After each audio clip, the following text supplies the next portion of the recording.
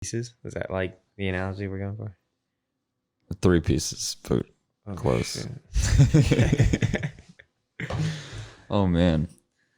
It always sounds funny talking on the microphone. I feel like I'm like about to record a song or something. Seriously. About to release my next hot track. You could.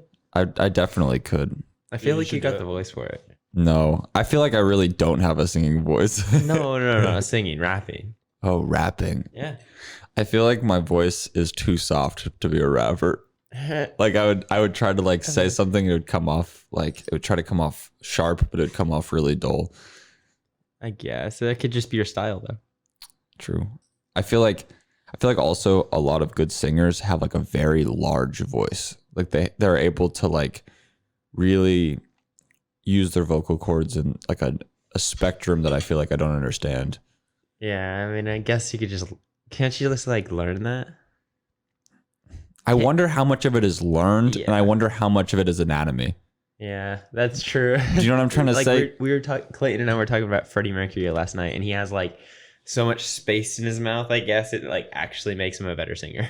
That's It's what I'm like he's saying. got Like lucky. they're so loud, or like I don't know if you've ever listened to like Lana Del Rey. Mm-hmm. You think you sound how like Mm-hmm. Yeah. How could you replicate that? it's like, Plastic surgery or something? dude, but like, have you ever thought about how complex like a vocal cord is? Have you ever seen like a video of it working? No, I haven't. It's crazy. It's basically like 2 like wires that like are 2 like cords that like flipper together like really fast, and like depending on like the size of like the hole that like creates it determines your pitch. It determines so many little factors. Dang. That's crazy. Honestly, I must not have very good vocal cords because I suck at singing. It's not Dang. it. You sound beautiful. Do you have to sing in church?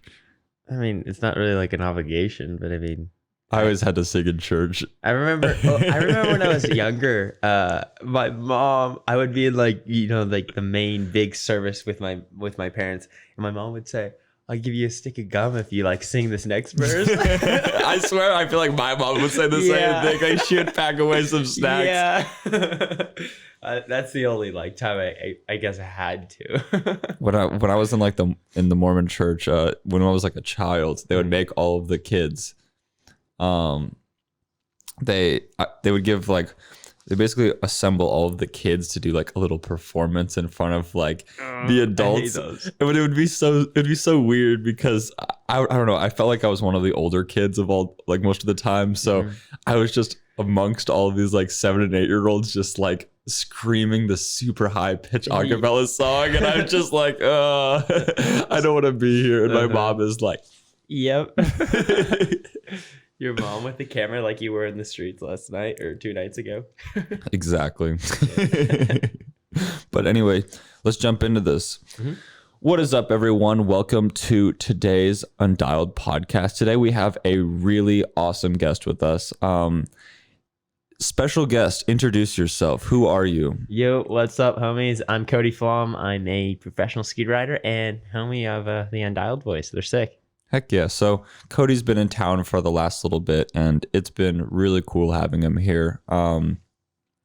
So Cody, to start this off, I actually have a cool question for you. And I like to ask this about scooter riders in general, because I feel like it's really interesting where people like got their roots from. So how did you get introduced into scooter riding? Like, there's a point in your life where you had no tangible idea of a scooter, and then now you're a professional scooter rider. What was like that first connection? The first connection, I think it was like a common interest that my homies that I had. Like we rode razor scooters when I was like 10. That's when I started, just like out front of my homie's house. Eventually it just kind of started to turn into something a little bit more because we had local competitions like close by to my house, and I did amateur level competitions for like 2 years, and then my homies like, tapered off, but then I got pretty good, so I like stuck with it. It was like just common interest. Got you. So when you first started scooter riding, competitions were something that were on your mind.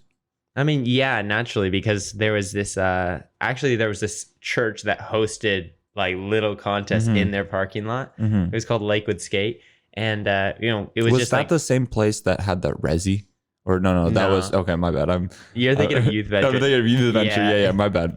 Go on. No, but yeah, there's like competitions that were held there, and it was like on a really, really small scale, but Yeah. it was something to do. So, something to work towards and a purpose to ride, and eventually it turned into something a lot more. So, Do you think that you said that the competitions gave you a little bit of a purpose to ride? Mm-hmm. Do you think that's still one of your main purposes for riding right now? definitely, yeah. Definitely. And to be honest, it's been interesting during this like COVID season not having contests. And I think I was talking to you about this at least more so recently. Like the reason I want to film this new video part that I'm kind of like putting my effort into is because like I'm having to transition from like, okay, my purpose of riding is like, I want to work towards being the best competition rider. And now it's like, no, I want to work towards making the best edit that I can, Yeah, of course. Yeah, no, this has been a very strange time, I feel like, because of COVID. And I feel like a lot of scootering has been like really affected with competitions. I mean, especially on the park side, but also on the street side. Street Jam's been canceled. Like all of the live stuff, it's gone so digital. And I don't know how does that affected like your scootering career in a way? Because I feel like you're somebody that liked to be at competitions, like to be at events, like you're always showing your face. What's it been like being kind of disconnected, like for this last year? Being disconnected. Well, to be honest, I'll start with saying like it's like in-person disconnection, not like online. Yeah, no. I mean, it's different, to be honest with you. It's affected my style, I think, because now I'm riding more in terms of like, okay, what new tricks can I learn for this video part? But as far as like being disconnected, I don't think of myself as like I'm not always like wanting to ride with like a big group of homies, to be honest with you. I like riding by myself. I prefer riding in the silence. I prefer riding on my own when I'm trying to learn a new trick. And then when it's time to like go and compete, when it's time to like go and have a good time, like, yeah, that's great. But to be quite frank, like if I'm trying to get stuff done, I'd rather be by myself. That's interesting. Yeah, we were actually riding the other night and Daniel was like, man, I wish I had a speaker with me right now. Yeah. And you said, well, I actually prefer to ride in the silence. And what's funny to me is I actually like riding with a speaker, but I don't necessarily like riding with headphones because I feel like I can't hear anything. But why do you like riding in silence? Like, that's so interesting. Well, it just gives me a little bit more awareness of like the things that are around me, like you're saying. But also it just kind of like is calming. It's like peaceful, to be honest with you. I've kind of always had a thing with sounds all my life. I'm like always wanting silence when I sleep, always wanting silence when I'm like working, because it's just like allows me to focus in like very intently on like whatever I'm doing. And in this sense, it's my craft, scootering. That's so interesting. So do you find that the music and the sounds are a distraction? Because I feel like for a lot of people, it's kind of it takes the edge off of the trick a little bit. It basically, if everything is silent, people may overthink the trick, they just get too in their head. But for you, it's like, that's like your zone. Yeah, totally. That's cool. Where do you find that balance in your mind? Like, where does that really root from? Because I feel like you're a very put together, driven person. Like, where does all of that balance come from?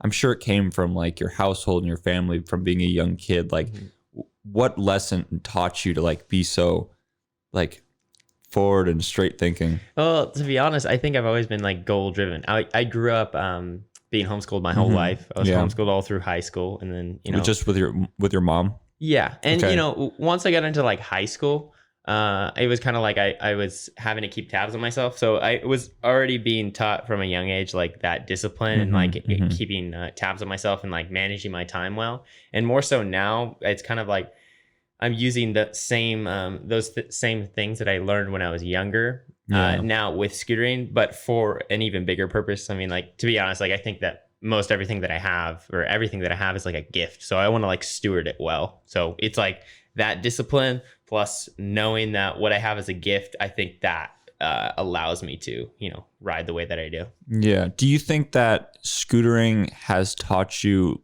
skills and lessons that you couldn't have learned any other way? Like you talk about when you like learned the discipline and you learned thinking straightforward early on through your school, how to discipline your time. But has there been lessons that scootering has taught you that you feel like you couldn't have learned anywhere? Like specific things? And if you do, what are those things? Yeah, definitely. I think that scootering taught me that fear is just kind of like a part of life. And just because you're afraid of something, you don't have to, stop trying it, to be honest with you. I think that like most people probably wouldn't be able to guess this, but I'm like pretty terrified of heights, to be quite fair. Really? Yeah, like being on Nitro Circus was like one of the most intimidating things in my life. But I was like, this is involving something that I'm good at, so like Yeah. I gotta buck up, and I wanted to compete, so I had to buck up. But yeah, just like the fear aspect of it, it's kind of like taught me like, yeah, you can be afraid of something, but also still, seek to accomplish your goals. That's so interesting. I feel like you have a very unique riding style because you're one of the few riders that I've seen really go for it on their first attempt. And I feel like when I'm filming a lot of riders, or even myself, I feel I'm guilty of this a lot, is like the first couple attempts for like trying a trick, I feel like somebody kind of just tries to feel it out. But you're one of the few riders I've seen just absolutely go for the trick. Like if you're gonna fall on a trick, I feel like you're gonna fall forward. Like you'll never fall back because you're so committed into it. And like, where did you learn that mental like steadiness? Like I don't know how do I put this. Like where did you learn that ability just to like send it on that first one fully committed? Like where does that root from? I mean, to be honest with you, like I don't know if that's really me. Okay, I get it when I'm filming. Like when we were filming yesterday, Yeah. all the attempts that were like my first one, I was fully committed. But to be fair, like I don't start filming until I know I absolutely can land this trick. If I know like this trick isn't really gonna happen and I'm just gonna have to battle with it for like the next 2 hours, I'm just not gonna film it that day. Gotcha. I would rather work off camera, making sure I'm like understanding all of the kinks of this trick before actually going into it. Because like when I film, I think of it like I don't want to waste this person's time by trying to learn something on camera. Yeah. I want to know that I have it and that I'm ready to go right when the camera turns on. If I don't land it first go, I mean like it's frustrating, and that's something like, everyone has to deal with it. But I know at the end of the day, like within the next 30 minutes or 20 minutes, like it could happen. Got you. Okay, yeah, that's cool. No, I was just very impressed with the street clip that you got the other day. That was I was setting up the camera and I was like, all right, well, I think he might try the handrail like 1 or 2 times. Then he just did it all first try. I was like, whoa, all right. Dude, that was so scary. That was really cool, man. That was sick. So has there been any edits that have really inspired you growing up as a scooter rider, or even like more recently in your life? Have you seen any videos recently that were just like took you on a ride that you didn't think that you were going to take? You know what I mean? Like do you like, has there been any videos ever or recently that haven't completely inspired you? Because I know you've been talking about edits quite a bit. I'm just curious. Yeah, totally. All of the Dylan Morrison edits. Yeah, Dylan really. Morrison's probably like my all-around favorite rider because like he's good at everything. He really is. It's so sick to watch him ride. And he's so big when he rides, and he's just so controlled as well. But like I remember watching his Welcome to Apex edit, and always like I would consistently rewatch that thing just to get hyped, and like the music, the weird intro thing, like everything about it was just like perfect. It was like a perfect example of like what a scooter edit should look like. Yeah, yeah. Because it had a bunch of hammers in it too. And it had that cool beginning from what was that movie? Hot Rod. Yeah, that's right. It had the Hot Rod beginning with the Souls of the Animal Kingdom. Yeah. Eagle, fox, bottlenose dolphin, octopus, house cat. And then it like transforms into him. Yeah. You know what's so funny is my first time going to Australia, I got to like watch Dylan Art, the dude who made that little like animation, and Dylan Morrison like have a conversation about when they made it. And it was so cool. It's like a third party to be like, oh really? So this is how it happened. Like just hearing about it, just kind of like nerding out. I was like, I love this video. Heck yes. That's so funny. Oh man. So what specifically do you like about the Dylan Morrison? Do you like because I feel like his videos are hammers. Like they're so iconic, and they're such legendary scooter videos. And I feel like what those scooter videos really emphasize is they really emphasize the scooter tricks. I feel like the production of those videos are good, but they're not necessarily like the top quality I've ever seen in scootering. You know what I mean? Right. Do you think that's the main aspect you want to highlight about your edit going forward is like you really want to have that faster pace, little lesser slow-mo vibe to your video? Is that what you want to carry?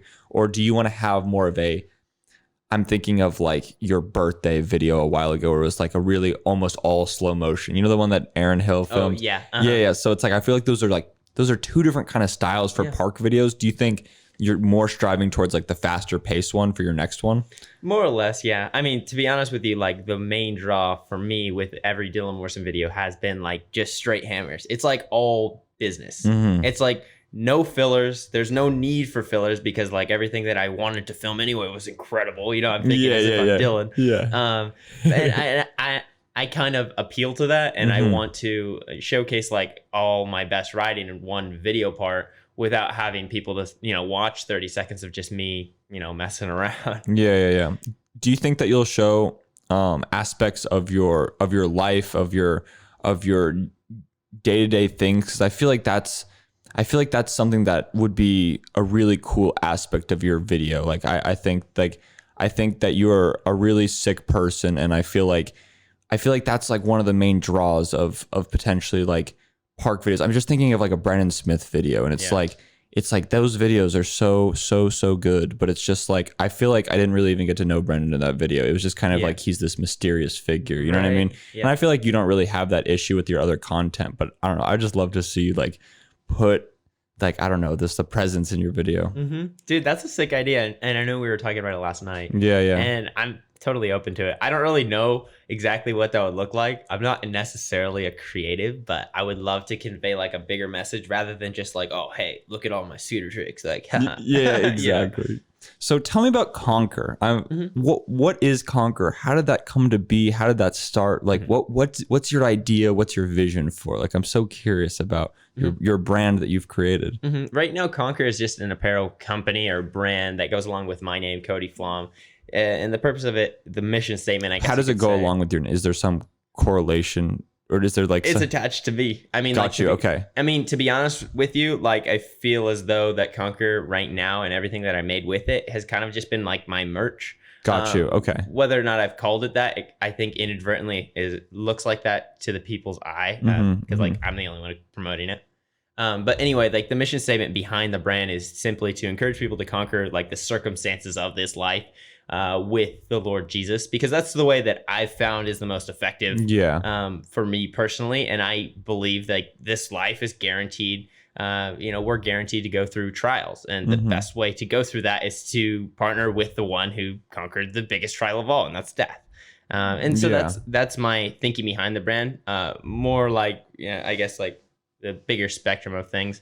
I want to make Conquer into a brand or a company that makes products that people actually need, and have it less of like this like merchandise type look. I think merchandise is cool, but that lasts as long as my name does, and I want it to be bigger than me. Like the reason I created Conquer was to get people's eyes off of Cody Flom and more onto something even larger, you know? Yeah. So basically what you're saying is right now Conquer is just your merch, and like it's kind of like people are supporting Conquer because they want to support you, but you want to have people support Conquer whether they know you or not, where you're creating something so large.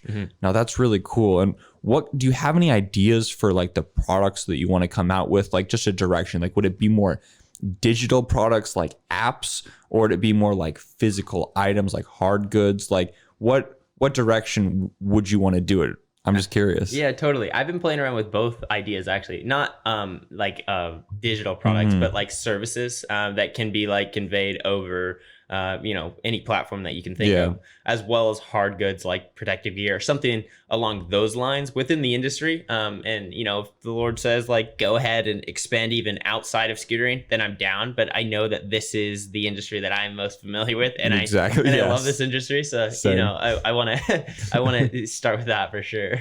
No, that's super cool. So with Conquer, are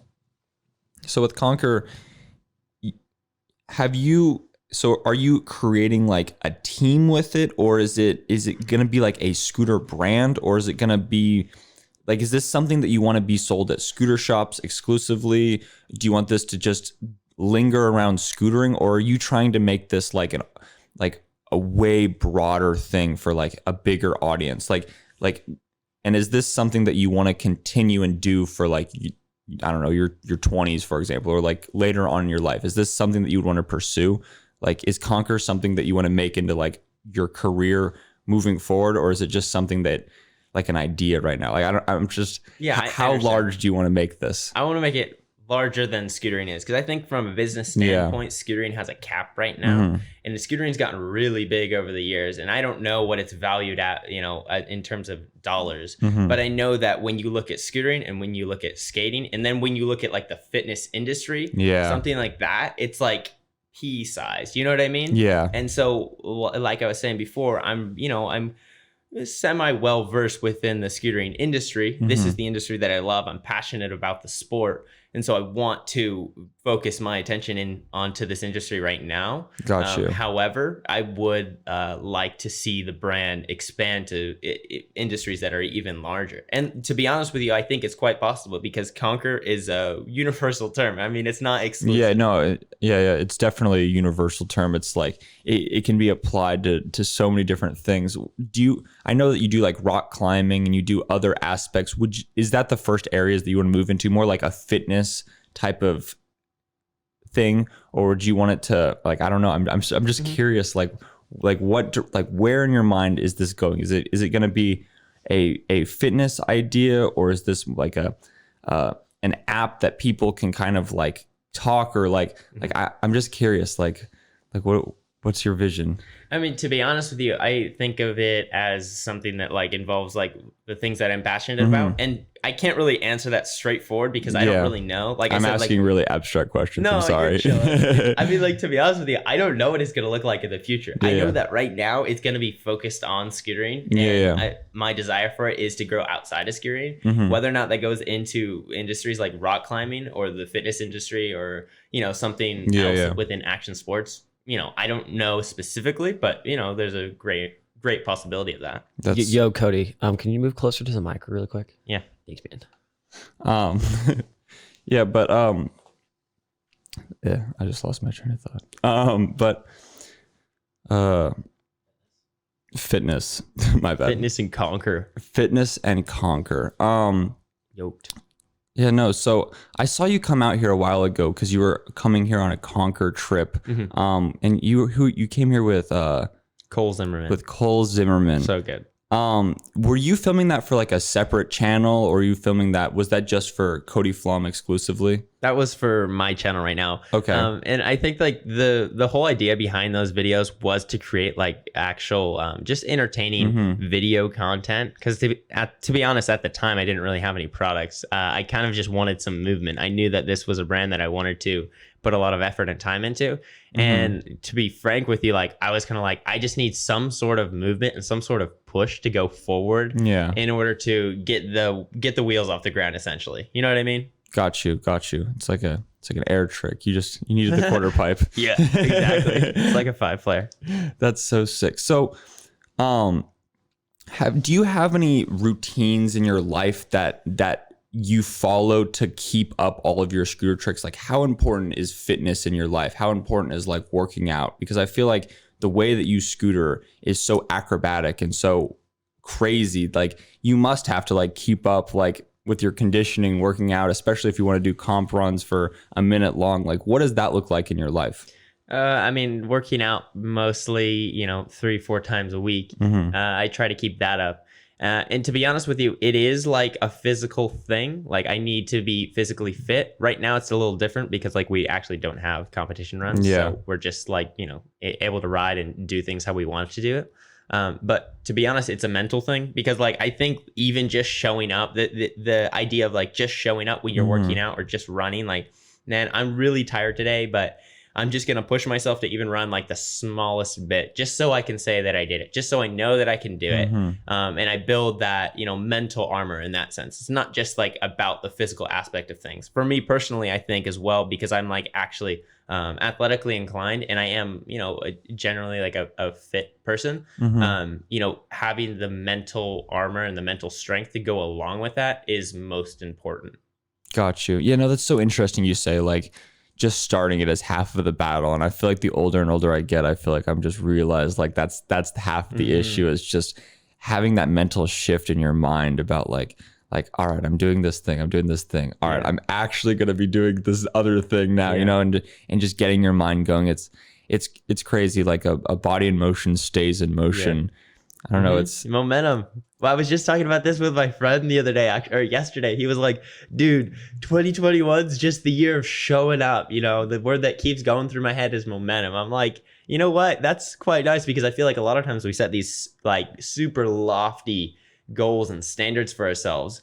And then like the first day, we're able to run that, 10 miles or 5 miles or whatever it is. But then like, Tuesday, Wednesday, Thursday rolls around. You're like, holy moly, like, how am I going to keep this up? I might as well not try anyway. Exactly. Yeah, no, it's momentum is wild. It's like you can watch it in like physical matter. You can watch like a train, for example. It's like that has so much momentum, and it's like you can't just like stop that. You know what I mean? And it's like it goes, and then you look at like the stock market, or you look at like your own emphasis and your energy. Like it's so interesting, like how all of those kind of like correlate with one another. Like they show similar patterns, and it's interesting, like thinking about it in like terms of scootering as well. Like, I don't know, I think about when I do like grind tricks, it's just like how like something in motion, like when you're going in motion, it like stays in motion. It's like I had like a really good relation, but now that I'm thinking about it, it's not that good of a relation. Like I had it's good. But it's like kinetic energy. Yeah, exactly. Yeah, but world's crazy. Yeah, it is.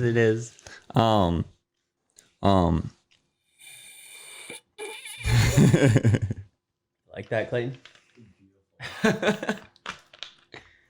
can make some beats out of that. Yeah. So have you had any traveling plans this year that you were going, or I guess it would be last year at this point? I feel like all of our traveling plans would have been last. Did you have anything that you were like going to do that got messed up that you are looking forward to doing hopefully this upcoming year? There's one trip in particular, and it doesn't pertain to scootering. It was a networking retreat or conference that I was going to attend in Colorado. And this was like a retreat for young leaders within the Christian community. And the purpose of the trip was to kind of network and create some sort of solidarity. Because for me personally, I think like having a group of people that thinks in kind with the way that you live your life is super valuable. Within the scootering industry, I love all my homies and stuff, but to be quite fair, like I think that most of the way that I think isn't the same as the way that others think, and which is like totally fine or whatever. How so? What do you mean by that? I think the way that I ride my scooter, the purpose that I have for my riding my scooter is for the Lord, and the things that I'm seeking and the success that I'm seeking within the scootering industry isn't for myself, and it's simply for the glory of God. And I don't think that, at least from what I've seen, like most people like think in those terms. And, it's kind of like, it's not like uncommon. It's pretty normal for that to be the case. So having some sort of solidarity going to conferences and retreats, like, this one that I was just referring to is like super valuable for me, because it's like this boost of energy. It's like, oh yes, I'm not like the minority here. Like I have my brothers and my sisters that like, we are all striving towards the same goal. It's really like revitalizing. That's so cool. So I feel like if anyone doesn't know who you are, people will know that you're a very religious person. Like, what does church and God mean to you? Because I feel like that's so rooted in who you are as a person. I feel like it's such a big part of you. It's like, what does that truly mean to you? Like, is it a sense of security? Is it like how important is church, family, all of that to you? Like just tell me about that. Yeah, sure. I mean, like, to be honest with you, like church, I don't think that there's as big a value on that as most people like, think when they think of like God and stuff. Church is just like a place to commune with other it's more believers. Faith, huh?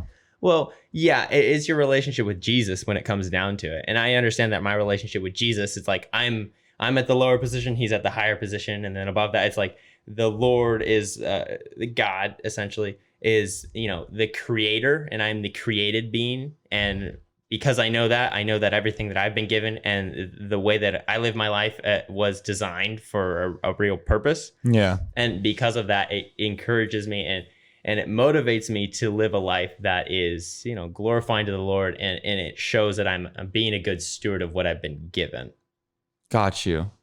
No, that's super interesting. So have you been religious your entire life? Like, it was obviously something that you were born into and brought up being taught, correct? Mm-hmm. Yeah. Do you think that it's something that you want to carry on with your future family? Like I'm just trying to understand, because I feel like a lot of kids like will grow up religious and then won't continue it on themselves. That's where I'm at in my position. Yeah. And is that something that you're really looking forward to in your future life, is carrying that into your family and everything? Yeah, totally. I mean, like the way that I see it is that everything in this life has like a battery pack. And there's a lot of things that people choose to live for, and a purpose. Like you can have any purpose for life that you want. Like nobody's stopping you. You can have happiness, you can have money, you can have success is like your purpose of life. But at some point in your life, you're going to get to this, position and think like, oh, wow, I got that. Or, oh, wow, it's like not as important to me anymore. And it's kind of like this battery pack that just died. And the way that I have seen and experienced in my own personal life, being able to go on these crazy, cool trips, as a fairly like young human being, within scootering, I found like the only everlasting like purpose and fulfillment that I get in life is in my relationship with the Lord. Got you. That's what you find your sole purpose doing. I feel like a lot of people go around their entire lives just looking for that sole purpose, and I feel like they spend so much of their time searching for that and trying to find it and kind of, I don't know, dilly-dallying. And I think that it's really cool that you found that thing in your life that for you is the rock, you know what I mean? Like the thing that you do all other things for, you know what I'm trying to say? And I feel like, I don't know, I feel like that's a big contribution to your scootering and a big contribution to your commitment level and just everything. I feel like the reason you're not scared to fall on tricks and everything is because you have that foundation behind you. Is that correct? Yeah, it's like a reassurance, man. I mean, like without scootering, you think, if I didn't have the Lord, I think this to myself, if I didn't have the Lord, without scootering, I'd be nothing. If I found my identity in the things that I can accomplish within scootering and the tricks that I can land and, the level of riding that I ride at, then I would think so lowly of myself if, I ended up breaking a bone and I don't have, the ability to ride anymore. Even if I'm like unable to ride my scooter, I'm still a child of God. And it's like, that's, security. That's like reassuring to me. And that's gets me stoked, to be honest. So let me ask you an interesting question. Tell me. So at Worlds, I feel like you always come very close to winning every year, but you never seem to take it. And I don't mean to be like mean, but like I'm sure before every single one of your runs, you definitely say a prayer, or at least in the morning, you read your Bible, or you have the connection with your faith. And do you how do you ever, like, I'm sure you don't feel resentment when you don't win, but like, do you feel like you're being taught lessons by going through these experiences where you may not necessarily get what you want, even though you are potentially asking for something else? You know what I mean? Like, how do you keep your faith through that? I mean, like you say it like, oh, do you say a prayer before competitions? And like, I can say that I do, but to be honest with you, I'm talking to the Lord, and I feel as though I'm in communication, like in prayer throughout most of my day, regardless of if I'm at a competition. Got you. Or not. Okay. So it's not like an oddball thing. It's like, all right, now, Lord, I need you. I need the Lord every day. Like I'm I know who I am. But no, a lot of times I go into competitions, I'm like, man, I really want to take the dub, or I really want to do well. And then I end up falling on the last trick. I'm like, what the heck? No, that doesn't like rattle me in any way, because I mean, the Lord's will and my will doesn't always line up. I mean, God has a plan for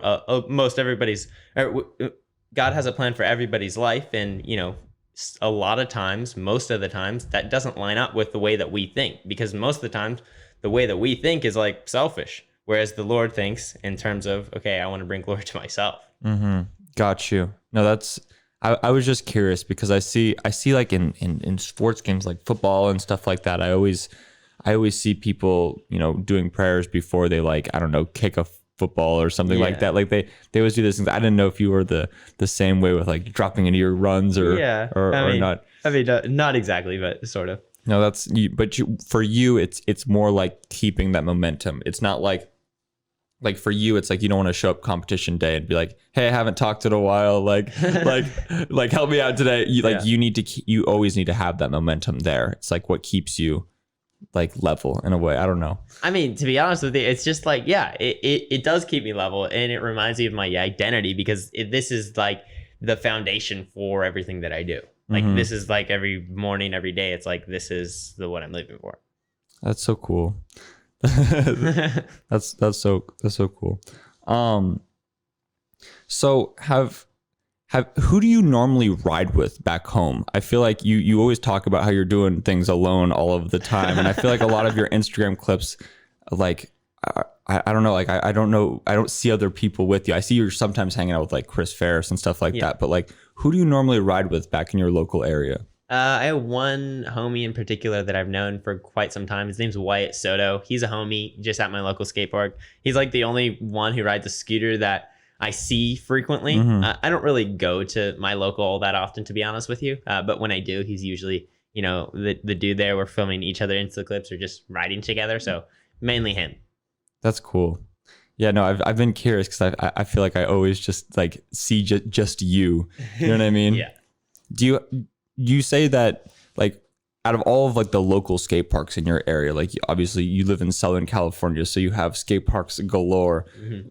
Is your local skate park your favorite skate park, or which skate park do you find you're at the most or you wanting to be at the most? No, El Dorado is not my favorite skate park. Eldo is the name of my local park, and I mean, like, to the rider that just shows up there for the first time and it gets to experience it, they're like, dude, who made this? Like, it feels like you're riding up a ramp that somebody just shaped with a butter knife. It's quite bumpy. The coping's like sticking out. It's not the best. Do you think, before you continue, do you think that park has that been the same park you've ridden ever since a little kid? Yeah. Do you think that park has shaped your style? Like, do you think because of how potentially bad the skate park is, it, like, all of its flaws, do you think that's actually benefited your scootering?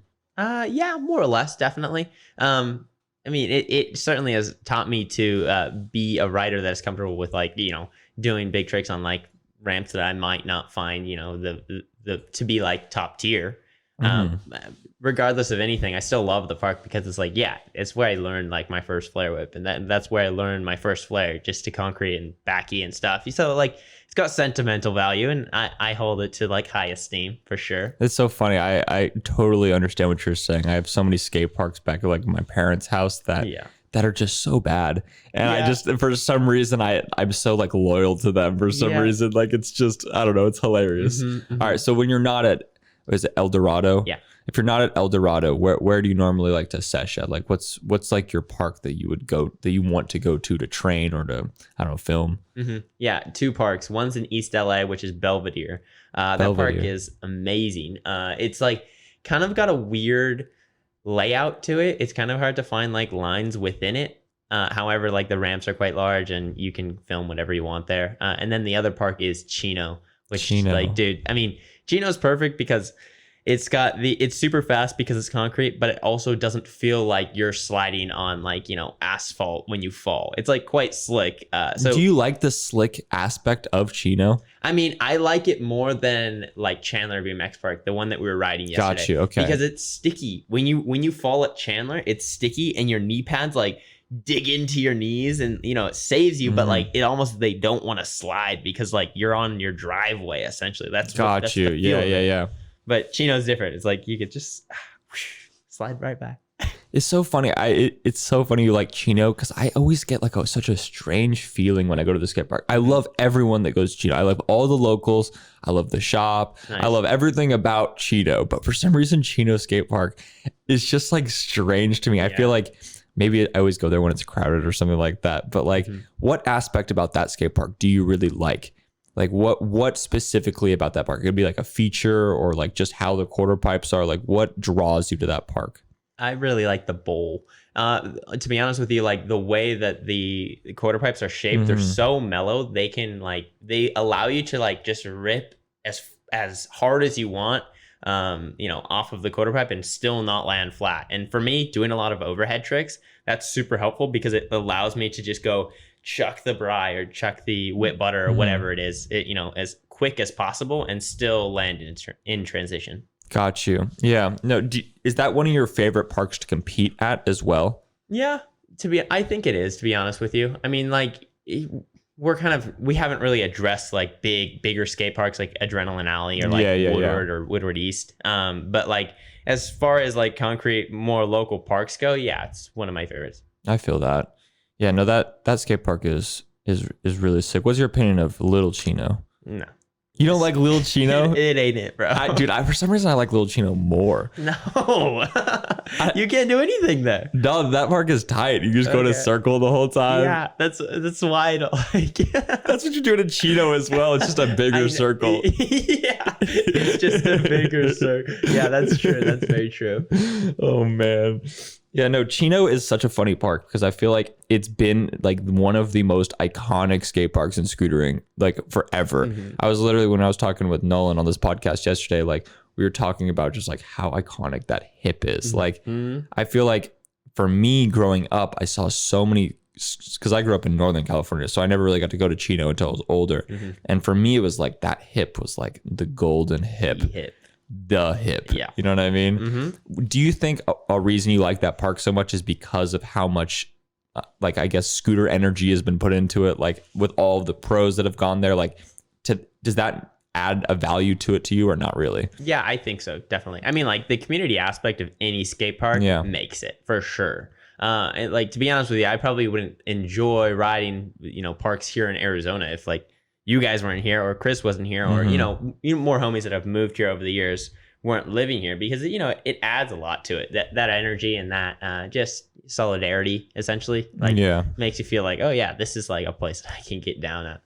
That's so interesting because you said earlier you like riding alone, you like the silence, but the energy is really important to you. Do you think that there's like this balance, like you wouldn't want to just be like riding in like a box, like all alone, perfectly silent, but like you don't want to be like riding with music. Do you find that you enjoy having the presence of like your friends around? Is that something you like when you're riding, but it's just in the moment you just like it quiet? Yeah, I think so. I'm definitely learning a lot about myself, to be honest with you, because I have spent so much of an extreme of like my riding literally just by myself and not with other homies. But like yesterday when we were filming, it was quite cool. We just spent the day at the skate park. There was no real like obligation of like, okay, are we filming a clip or are we doing this, that, or the other? It was just like we were all riding together. I wasn't necessarily riding like the same obstacle as you guys or with you guys, but being there with, other homies and having, that common interest and that community, was quite nice. Like I think about it now. I'm like, yeah, I do like that. I think about like the dynamics of scooter groups all of the time. And I think about like which ones I like the most. And it's pretty crazy. I feel like you could classify it as like you riding with yourself, riding with like one other homie, and that's a completely different vibe than by yourself. Then you ride with like two homies, and that's more of like a crowd. You know what I mean? Yeah. Then it's like a more of a personal. You know what I mean? And then like I would say like 3 to 7 is like still kind of like a crowd, and then it goes to 10, and then it crosses over into like either a skate park takeover or like a spot takeover. Yeah, for real. And then it just goes to like competition size or like street jam size. You know what I mean? But what's funny is like I find like I feel like I ride pretty good alone, but I feel like where I ride the best is if I'm riding with like one other person. And then like beyond that, it's like, or I'm like riding with like the street jam where there's a lot of people. Because I feel like what's interesting is like when there's so many people and there's just a ton of people, it's almost like you're alone again. You know what I mean? It's like almost like you're alone because it's like there's so many people. It's like the eyes aren't on you. You know what I mean? That's true. And it's just like I think about like what dynamic is like the most effective for filming, for competitions. Like what is the best for like the human mind? Like it's just an interesting question. Like, totally. Yeah. I think personally for me, it's probably riding with like 1 or 2 homies. Like got you. Riding by yourself is great. And I can think more clearly, but it is harder to like allow yourself to really go in on a trick just by yourself. Mainly because like if you get hurt and you're by yourself, like That's bad. Yeah, that ain't it. That ain't it, Chief. That's like, not it, Chief. You're on the floor. Like you gotta figure this out yourself. I mean, that's part of it, but also just having that sort of community aspect behind it. It is quite nice to have somebody else that thinks in kind with you as far as like being an athlete goes and being a scooter rider. There's some value to that. Who's like your favorite person to scooter with like right now? Like, is there somebody that you find that you really progress with, that you like really like enjoy scootering with, or like a group of people, like, and who are those people? Chris Ferris for sure. Yeah. Do you find that like I was expecting you to say Chris. So like, do you find that having somebody that's basically on the same level as you, it's like you two are both just animals at scooting. Do you find that when you two are together, there's an energy that gets made that normally couldn't be made but because you two are on the same level, you guys are reaching for like the same sort of things? Like, does it bring this competitiveness out of you, or this like drive that you normally couldn't get riding with, like, I don't know, somebody else? Yeah, definitely. I mean, when you're at the same level, you can kind of like contest with each other about like different trick ideas.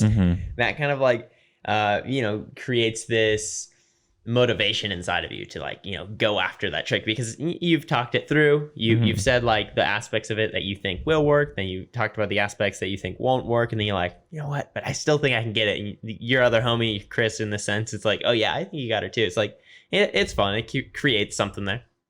Yeah, no, I feel that. I feel like I have like different friends I like riding with for like different moods of my scootering. Like sometimes like one of my favorite people to ride with is like my friend Kyle or Mean Bean, because like we can just have the most like chill sesh together, or we can have like a really hard sesh. Like he's just a really good. I like riding with Clayton too, because like if I'm trying to do some like park stuff or like some ramp stuff, like I watch him and I'm just like, well, he just did this without thinking. I could do it.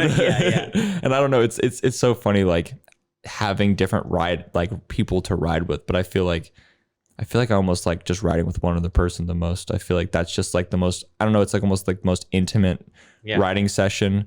And I just feel like, I don't know, like I feel like I can have really good conversations while I'm scootering with the person. Like, I don't know.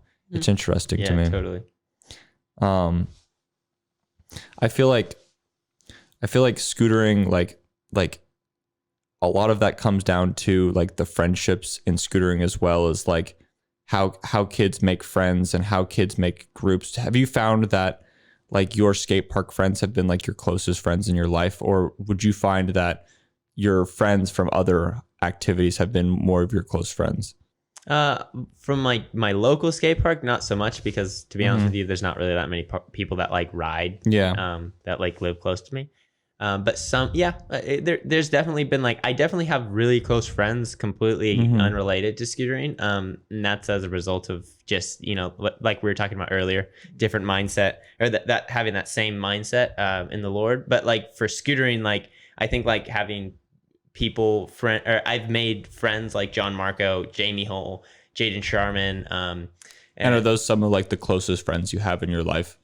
I mean, I'd like to think so. I mean, like we're able to just whenever we see each other, just kind of like pick up where we left off. Whether or not we like talk, off season, like when we're not actually with each other, I don't think like, determines whether or not we're close friends. I think that having the ability to just say like, oh, having this common interest and just like seeing each other and being like, oh, hey, joking about whatever we're doing at the moment. Like, I think that can be classified as having a close friend. No, I feel that. Yeah.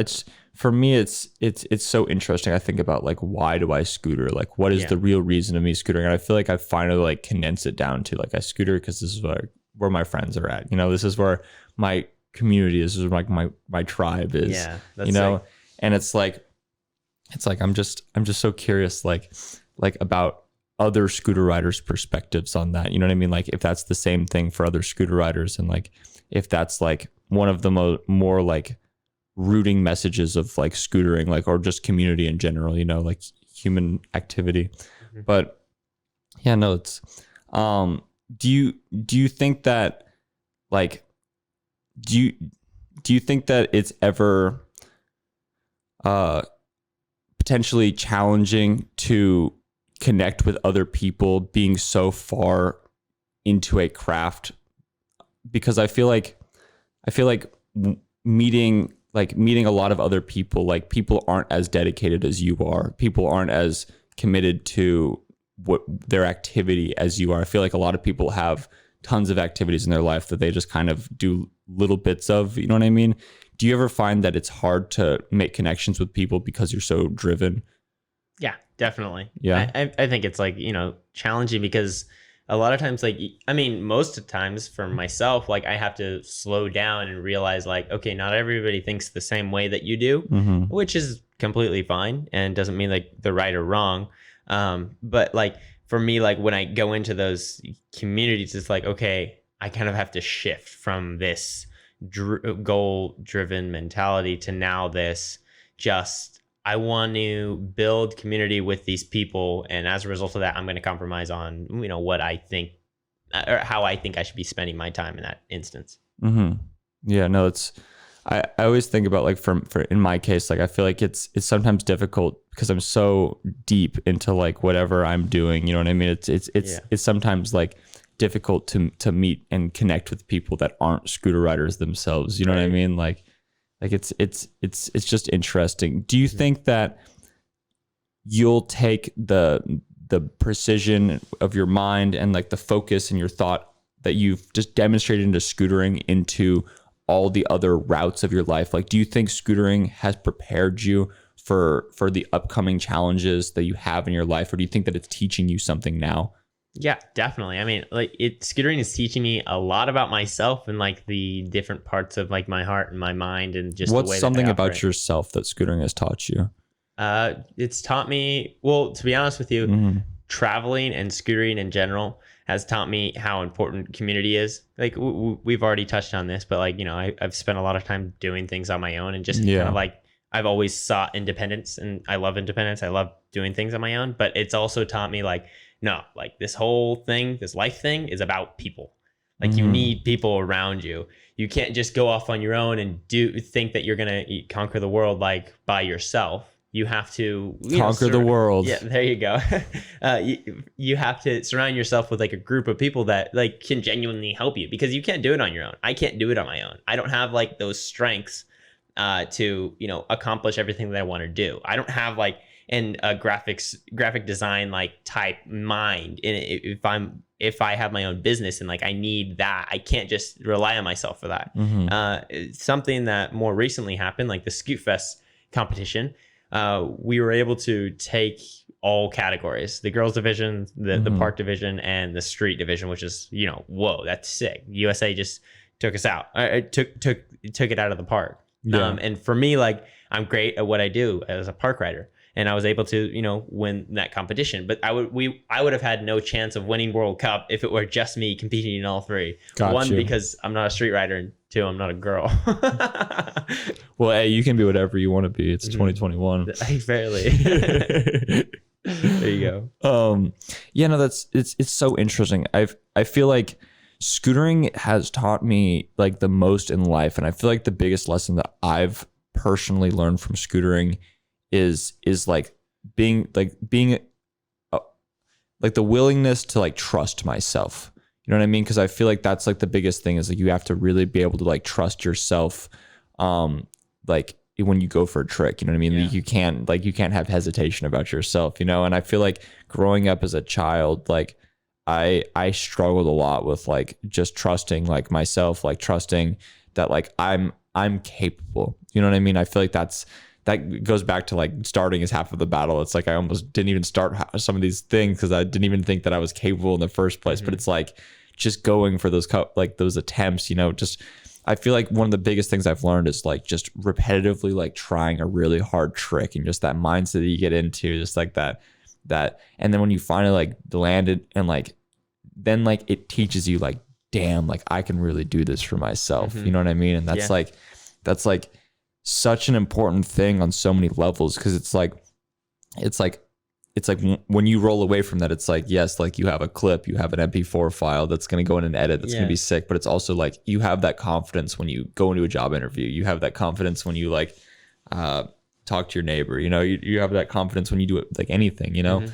And I think that's like the greatest thing scootering has taught me. I don't know. That's sick. But it's really interesting you talk about like community and how important that is to you, because like, and how scootering has taught you how important like human communication is, because I feel like I had never seen it like that before. Like I feel like for me it was like I definitely like acknowledge and see how important like all of my relationships are at skate parks, but I never thought like, I don't know, scootering has definitely taught me a lot about community, but I never like thought about it like that. I've always thought about it more of like a personal, like me teaching me than me teaching like about other people. Do you know what I mean? Like it's always been like a self teacher for me, sounds like for you it's been like a people teacher. Yeah, you know what I mean? Yeah, more or less. Yeah, That's I mean, interesting. I've certainly like gained a lot. Oh yeah, of course, a lot of self knowledge. But I don't know. It's the first thing you thought of was like a more of a community thing, and first thing I don't know. It's just interesting. Yeah. That's wild. All right. But anyway, Cody, I've enjoyed having you on this podcast. I think I'm gonna wrap it up there. Yeah. But yeah, dude. Do you have anything else that you want to mention? Anything else with Conquer? Any links that you want to support or? I mean, to be honest, right now, just want to promote the brand, my Instagram for that, Conquer by Cody, and also my Instagram, just Cody Flom for now. It's like what I'm chilling with. Bet. Well, anyway, guys, I hope you enjoyed this podcast. And Cody is a really great guy, and you should go check out all of his good content. Go check out Conquer. And yeah, guys, I really hope you enjoyed this podcast, and I'll catch you in the next episode. Peace out, everyone. Deuces.